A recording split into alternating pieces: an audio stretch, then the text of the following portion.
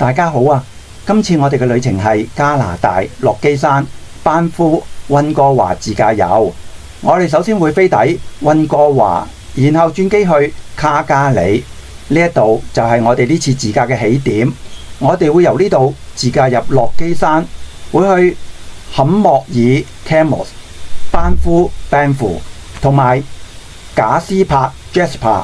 遊覽完小鎮之後，我哋會沿 Yellowhead Highway 黃頭公路穿越落基山，到達金路市 Kamloops， 然後我哋繼續自駕去另一個城市基洛納 Canola， 之後我哋會到達溫哥華。我哋會喺溫哥華逗留幾日，然後先至會離開加拿大，完成我哋今次嘅行程。咁我哋會先去溫哥華，然後轉機去卡加里，然後入班夫。咁到咗再同大家分享啦。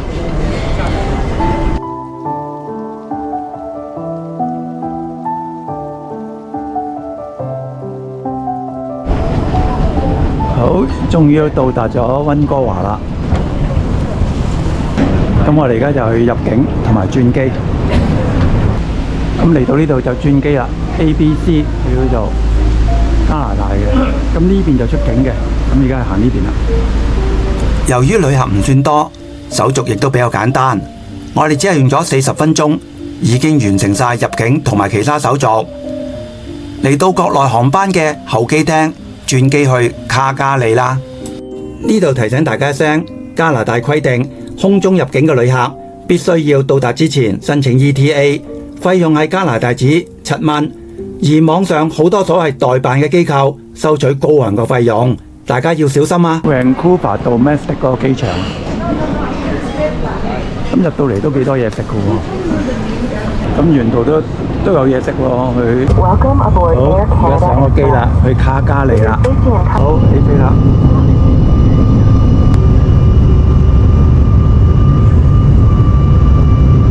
落緊大雨啊，出面。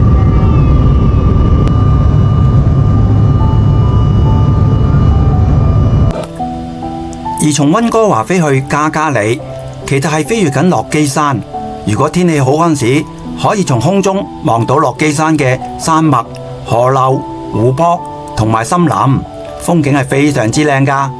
但我哋今次就雲太多啦，只能夠欣賞雲海同埋偶爾一啲比較高嘅山峰。卡加里係加拿大阿伯特省最大嘅城市，亦都係全國第3大城市。佢係位於落基山脈東側嘅山麓地帶同埋大草原嘅過渡帶，距離落基山區僅僅係80公里，係進入班夫、路易斯湖呢啲山區景點嘅重要門戶城市。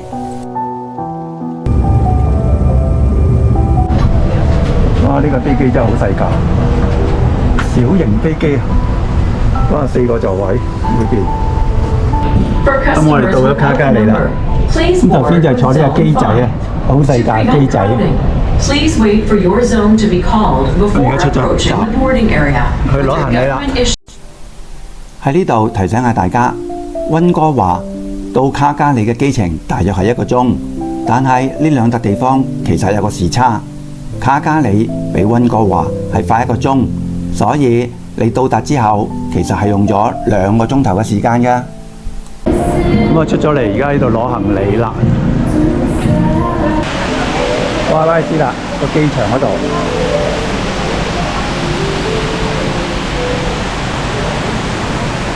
咁如果租車咧，就呢度直行嘅。咁我哋今日就冇租車住，我哋聽日自租。咁而家我哋搭車出市區。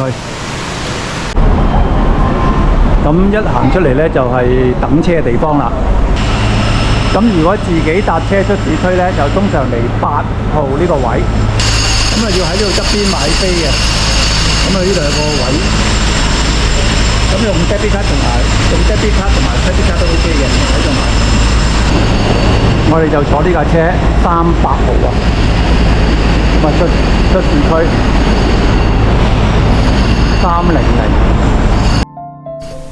經過大約25分鐘嘅車程，我哋就到達咗市區嘅酒店。咁今次我哋喺市區 book 咗間酒店住一晚先，然後先至入去班夫。咁呢度就係嗰個浴室企缸嚟嘅，咁望落都感覺到乾淨。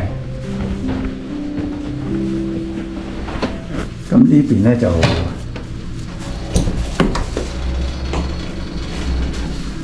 兩張床，一張雙人床，一張單人床。咁啊簡簡單單啦。咁啊望出去個 view 咧就望街。今日多雲啊！安頓好之後，都已經係下晝個2點啦。我哋就喺酒店對面嘅一間韓式餐廳食我哋嘅中午。佢都幾特別㗎，你嗌一個菜之後，佢就一個套餐咁嘅形式俾你㗎。午餐之後，我哋就喺卡加里嘅市中心漫步。比我哋想象之外，市中心好多商業大廈。原來卡加里係加拿大石油天然氣嘅產業中心，市中心嘅摩天大廈密度居於加西之冠。而卡加里另一個特色就係佢被稱為牛仔城。每年嘅7月有全球最大嘅牛仔競技同埋西部文化盛事嘅牛仔節。1988年加拿大首個舉辦冬季奧運嘅城市就係卡加里。2022年佢同蘇黎世並列為全球第3嘅宜居城市。呢個就係卡加里塔啦，咁啊一個打卡點啦。咁而家我哋先去呢一邊有個叫少女像，咁啊影一影相先。呢一個雕塑名為 Wonderland， 係一個巨型由金屬網線構成嘅少女頭像，位於弧形摩天大廈The Bow前邊。雕塑高約12米，佢唔單止可以喺外面拍攝，亦可以走進雕塑裏面，從網狀結構向外拍。日間可以拍到藍天，晚上燈光閃閃。而家已經成為市中心嘅打卡點。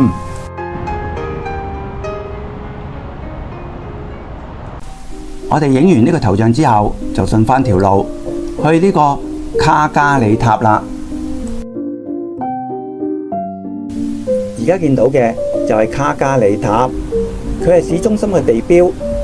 塔上高有透明嘅玻璃地板觀景台，可以俯瞰全市同埋遠眺落基山。但係因為我哋時間所限，我哋就冇打算上去啦。拍完幾張照之後，我哋就順着路去另一個景點卡加里嘅中央圖書館。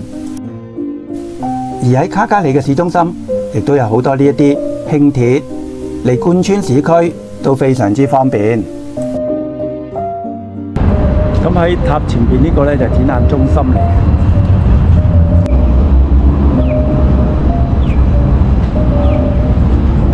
呢啲就係嗰啲輕鐵站啦。咁站台呢，就有買飛嘅。行咗唔到10分鐘，我哋就到咗卡加里嘅中央圖書館。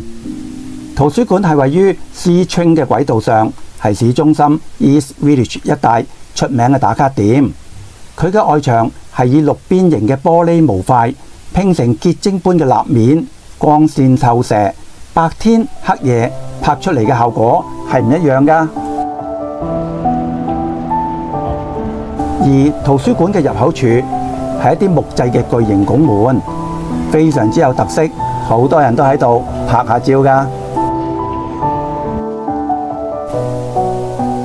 而圖書館嘅中庭設置咗挑高木質嘅樓梯，加埋四周嘅閱讀室，氣氛非常之好，環境非常之舒服。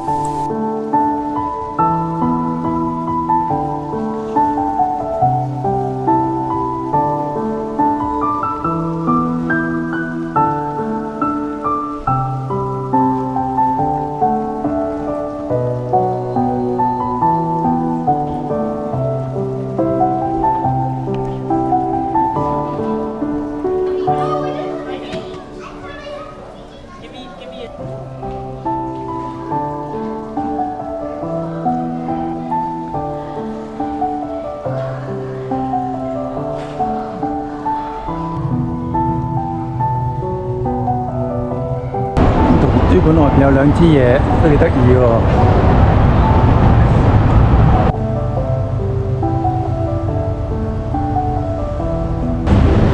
呢座就係中央圖書館嘅外貌啦。市區裏面咧都有啲舊嘅建築物嘅。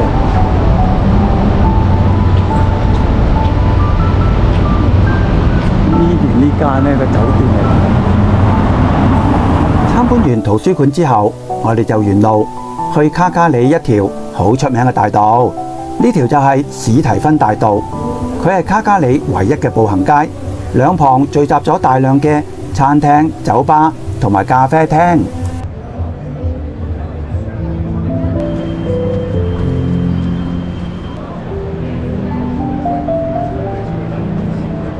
兩旁都係食肆啊，但係呢條步行街就唔係好多人。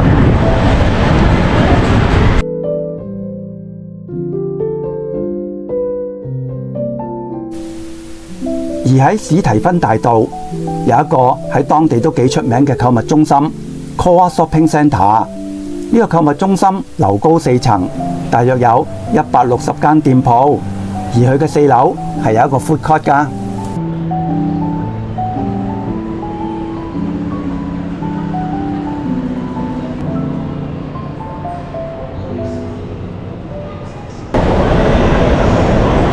咁4樓就係 food court 嚟嘅。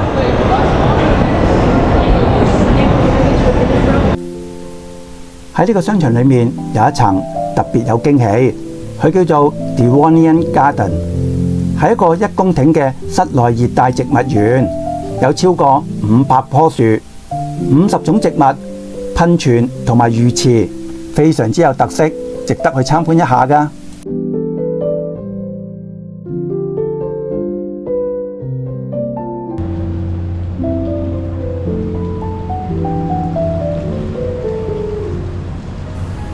不經不覺，時間已經接近黃昏啦。我哋就計劃去河邊行下，同埋遊覽一下卡加里出名嘅和平橋。喺卡加里，由於 Bow River 同埋 Ebro River 呢兩條河流喺市中心交匯，所以沿住河邊有步道同埋單車系統，好適合喺呢度漫步同埋拍照。而喺河上高有一條和平橋，和平橋係卡加里知名嘅紅色編織結構人行橋，係熱門嘅打卡點嚟㗎。和平橋啦，呢條就係。咁呢度係公河啦。咁咧流咗呢度咧有個島嘅，其實就咁喺側邊都係啲公河嚟嘅。咁呢個咧就係 Prince Island Park。咁嗰度有條橋過去呢個 park 嗰度嘅。遊覽完和平橋，我哋就沿路返去市中心。喺卡加里嘅商業中心有一點非常之特別㗎，就係佢有好多個天橋連接咗唔同嘅商業大廈，每一座大廈都有天橋連接，都幾有特色㗎，大家可以欣賞下。哇！而家已經係8點幾啦，但係仍然嘅太陽係好猛喎。而時間都差唔多啦，我哋就喺史提芬大道揾咗間餐廳食我哋嘅晚餐啦。